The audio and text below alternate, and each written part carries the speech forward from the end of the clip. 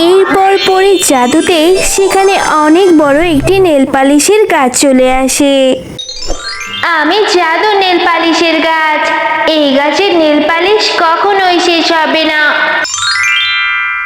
Nail polish আছে গো, nail polish. বাচ্চারা, দিদিরা, তোমরা যদি নিতে চাও তাহলে পিঙ্কির কাছে চলে এসো। ও পিঙ্কি কাকিমা, দাঁড়াও না, তুমি কি এনেছো গো? নেল পালিশ এনেছো? হ্যাঁ রে মিনা, আমি নেল পালিশ এনেছি, সাথে অনেক লিপস্টিকও এনেছি। তোর কোনটা লাগবে দেখ, আজকের কালারগুলো না অনেক সুন্দর।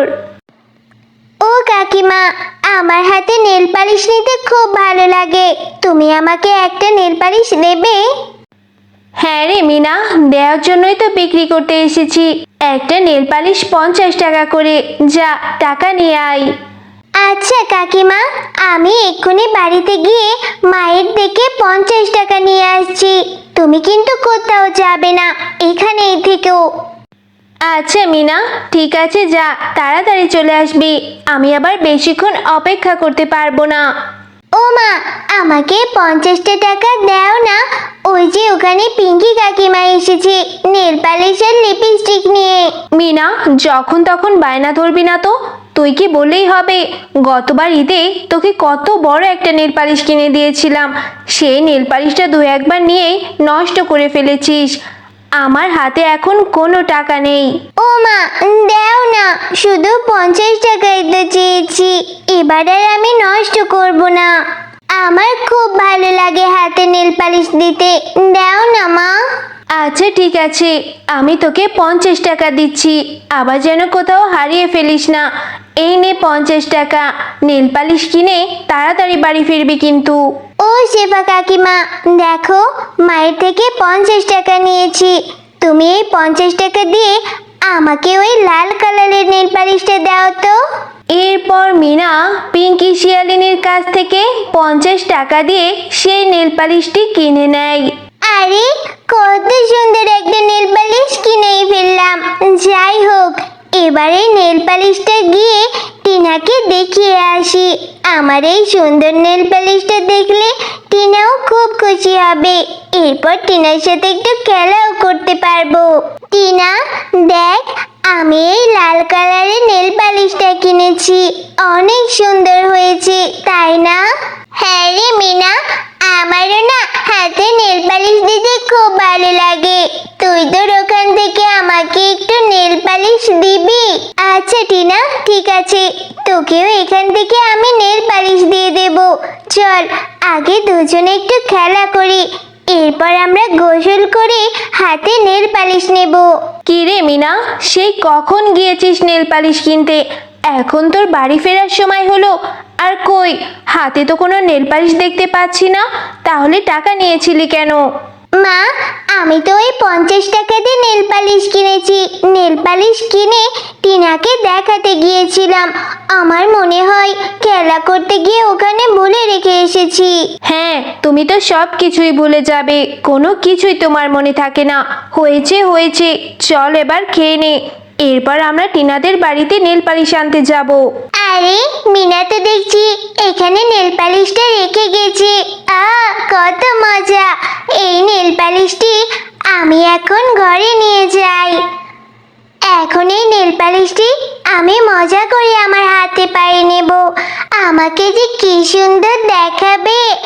মিনা যদি আমাকে জিজ্ঞাসা করে, আমি মিনাকে বলে দেব আমি ওর কোনো নেল পালিশ নেয়নি, এই নেল পালিশটি এখন থেকে আমার। বাঘিনী ভাবি, টিনা কোথায় গেছে? আমার মেয়ে মিনা আপনাদের বাড়ির উঠানে ভুলে একটা নেল পালিশ রেখে গেছে, এখন তো কোথাও দেখতে পাচ্ছি না। একটু টিনাকে দেখে দেখুন না, ও পেয়েছে কিনা।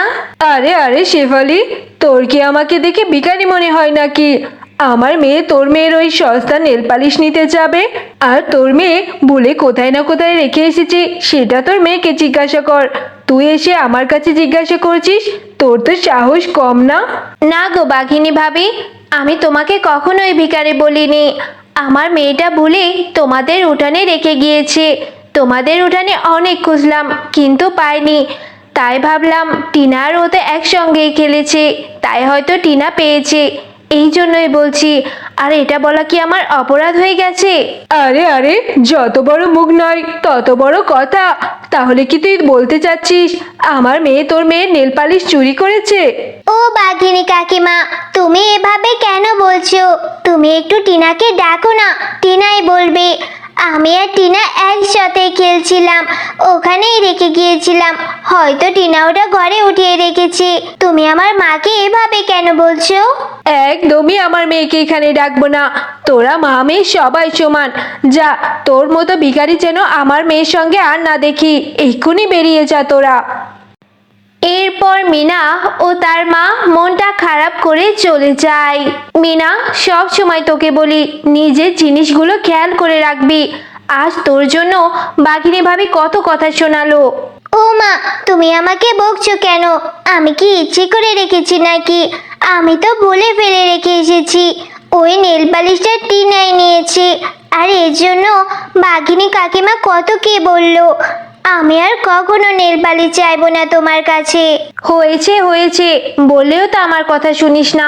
কত করে বললাম, এখন নেল পালিশ কেনা লাগবে না। নেল পালিশ কিনে আবার গিয়েছিস টিনার সাথে খেলতে। আমার এখন অনেক কাজ আছে, তুই এখন বাড়িতে যা। আচ্ছা মা, ঠিক আছে। আমি তো বললাম তোমাকে, আমি আর কখনোই নেল পালিশ কিনতে চাইবো না। যাও, তুমি কাজে যাও। আমার মনটা খুব খারাপ, আমি বাড়িতে চলে যাচ্ছি। এরপর মিনা মনটা খারাপ করে সেখান থেকে চলে যায় আর গিয়ে একটা বাগানে বসে কান্না করতে থাকে। আমি আর কখনো নেল পালিশ কেনার শখ করব না। আমার ভুল হয়েছে। আমি আর কখনোই নেল পালিশ কিনতে চাইবো না। নেল পালিশটাও হারালাম। আমার মাকে কতগুলো কথা শুনতে হলো। কি হয়েছে ছোট সোনা, তুমি এখানে বসে কান্না করছো কেন? আমাকে বলো, আমি তোমাকে সাহায্য করতে চাই। এরপর মিনা তার সাথে ঘটে যাওয়া সমস্ত ঘটনা পরীকে খুলে বলে। ও আচ্ছা, এই নাও, আমি তোমাকে একটা চাদর চারা গাছ দিচ্ছি। এই চারা গাছটা তুমি রোপণ করবে। এরপর তুমি মন থেকে সৃষ্টিকর্তার কাছে যেটা চাইবে সেটাই পেয়ে যাবে। তুমি সত্যি বলছো জাদুর পরী?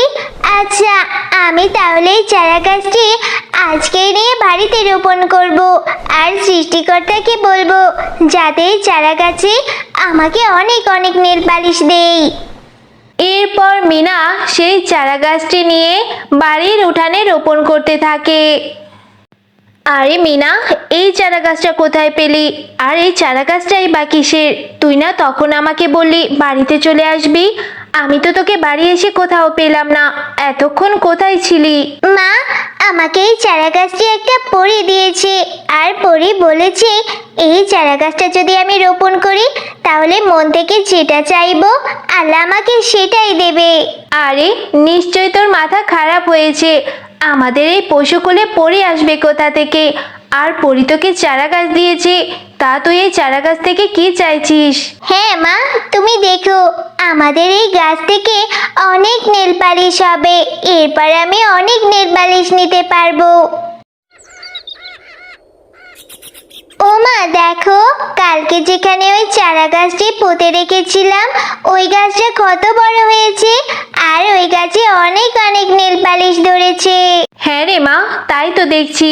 এই গাছে এত নেল পালিশ কি করে হলো? আমি জাদু নেল পালিশের গাছ। এই গাছের নেল পালিশ কখনোই শেষ হবে না। মিনা, তুমি অনেক ভালো মেয়ে। এখন থেকে এই নেল পালিশগুলো তুমি ব্যবহার করতে পারবে। আর তোমরা মা ও মেয়ে এই গাছের নেল পালিশগুলো বাজারে বিক্রিও করতে পারবে।